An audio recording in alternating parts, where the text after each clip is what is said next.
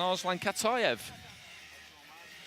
He's tall, he's lean, he's got a nice wide split stance, keeps those hands low, pops them up from the waist, good upper body movement as well. So I've been looking forward to this. I like Oumiha, watching him down the years. He's just a really good ambassador for the sport. Always a smile on his face. Final instructions here from the referee.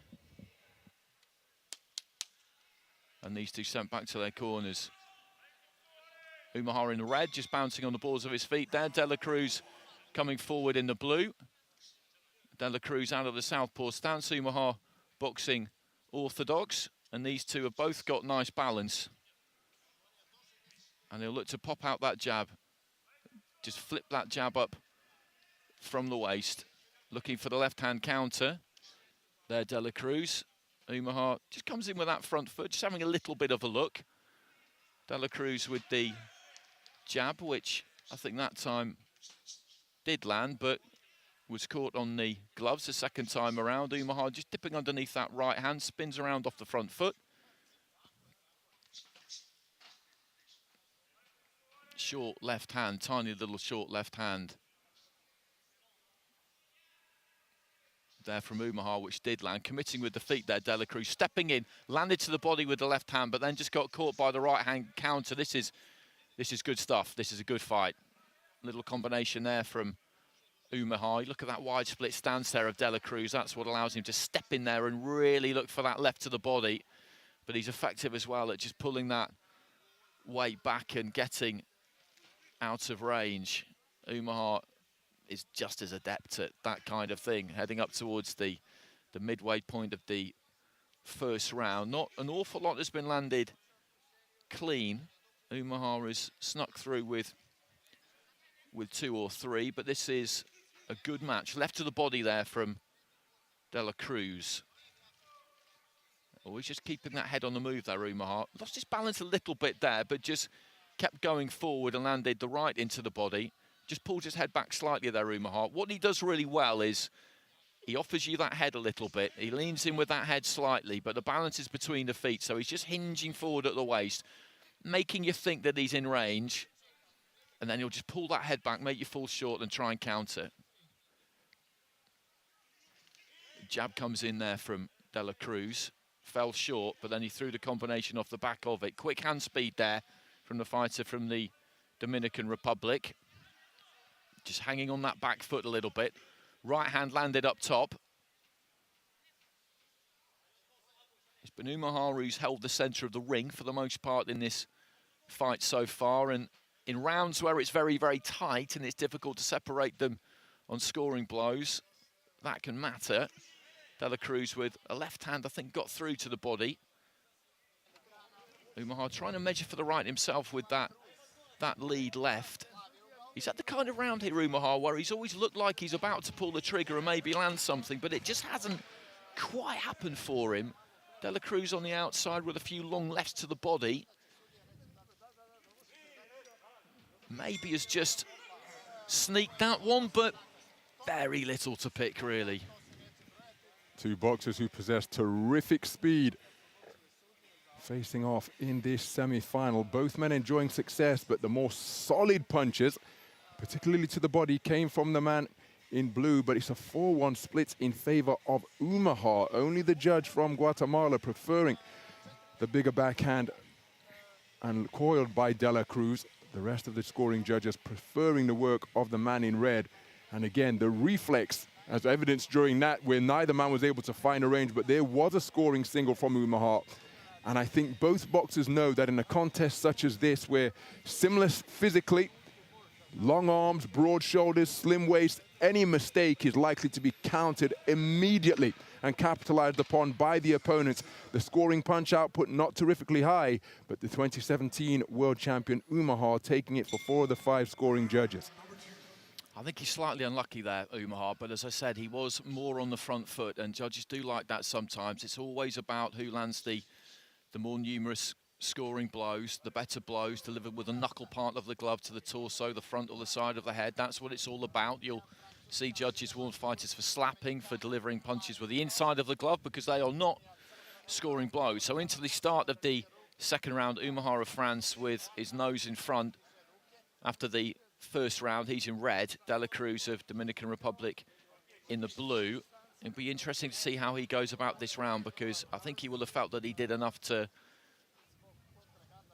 win that first round, or do better in that first round than he did with the judges. Is he going to change, or is he going to stick and trust his method? From what I've seen of him, I think he'll stick with his method, and he is so far, because that is how he fights, and it's brought him a lot of success in the competition up until this point. But he will probably feel that he needs to let his hands go a little bit more. Oumiha again, just on the prowl. Just tapping with that lead hand. In and out slightly with the front foot. De La Cruz comes forward off the ropes. Oumiha with that head on the move. De La Cruz is happy though, he's comfortable hanging on that back foot. It's not really the case that he's being backed up.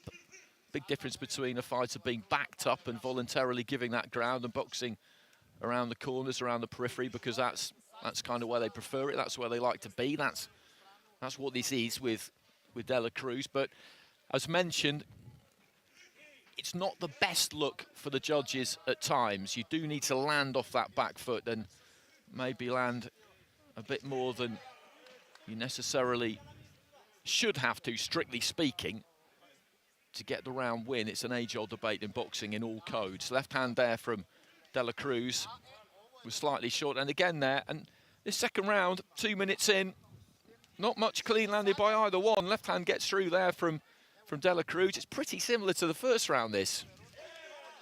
De La Cruz just lets his hands go on the inside a little bit more. Oumiha, for most of the fight, he's kind of provided what you might describe as a sort of latent threat, a kind of pregnant threat. There seems to be something to come, but it's just not quite, it's not quite happening. Right to the body from Oumiha, didn't get there, and he was countered there with a left from De La Cruz. And I'm always slightly reluctant to do this, because for me, again, on blows landed here, I think De La Cruz has edged this. But given what we saw with the scoring in the first round, Ron, when those scores come up, I'm half expecting to see it go to Oumiha.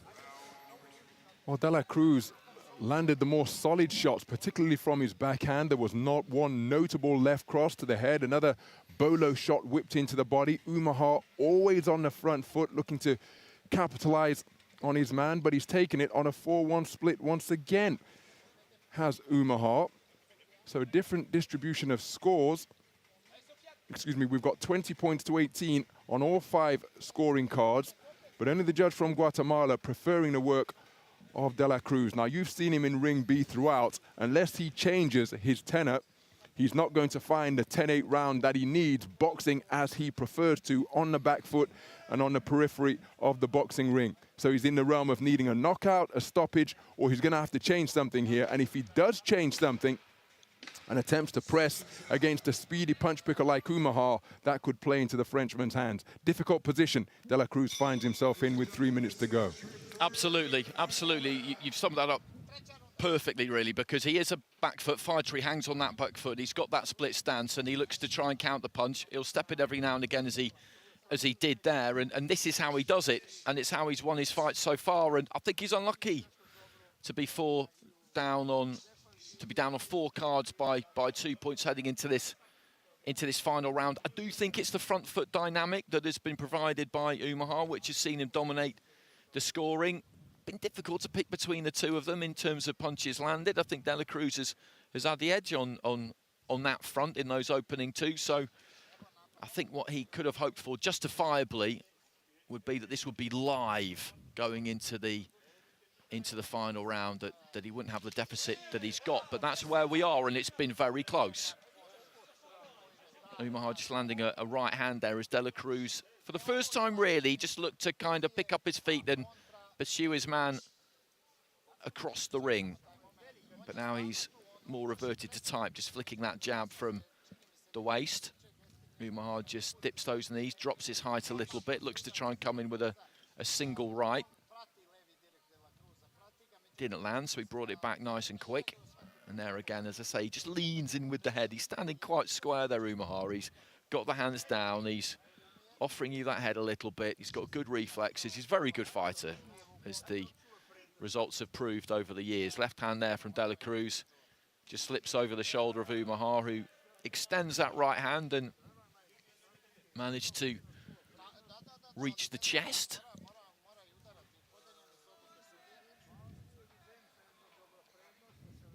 De La Cruz with busy feet, but again, just popping the jab off from the waist into the final minute. And Oumiha is cruising really here now, because there's absolutely no way that De La Cruz is going to score 10-8s in this round. It's just not going to happen. Oumiha with quite a lot of posturing in this final round. But again, he's got onto the front foot. He's taken that little bit of space from De La Cruz. He's looked like he's about to pull the trigger. He's looked capable every second of this fight of doing something really telling, but at no point has it actually happened. And that's a skill in itself, to to look like the boss in there without doing all that much punching into the final 20 seconds. So it's going to be Oumiha who goes through, and as we know, he will be up against Abdul Malik Kalakov of Uzbekistan, who went through via a walkover. Well, there goes the bell, and Oumiha is going to go through there. Super confident as he walks back to the corner, because he'll know what the scoring was through the first couple of rounds. He's a clever fighter, isn't he? Really, really clever fighter, for all the reasons that I outlined there. It is always impressive when you see someone who manages to win a round, or not exactly dominate, but look like they're on the cusp of delivering something, because it occupies their opponent. If you can occupy your opponent without really punching that much, or even seeming to do that much, then, as I said, that is a skill in itself.